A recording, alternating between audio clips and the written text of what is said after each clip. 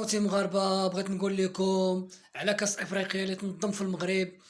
المغرب استافد مليار دولار ديال الارباح كأس افريقيا.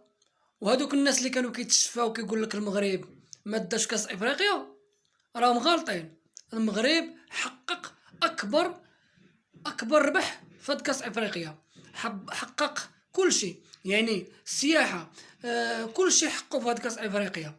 واللي تيقول لك المغرب حقا خسر كأس افريقيا، حقا 50 عام، حقا هاد الهضره كلها ما عندها حتى شي علاقه. المغرب مليار دولار راه ما ساهلش، راه 1000 مليار مغربيه كتسوى يعني. وبالجزائريه راه ما ساهلاش، 1000 مليار مغربيه راه ما ساهلاش بالجزائريه، بالفلوس ديال الجزائر راه ما ساهلاش. ودوك الناس اللي كيتشفاو ويقول لك حقا المغرب ما داش كاس افريقيا، حقا هادي المغرب راه كاين الارباح بزاف اللي ربح في هاد كاس افريقيا هادي.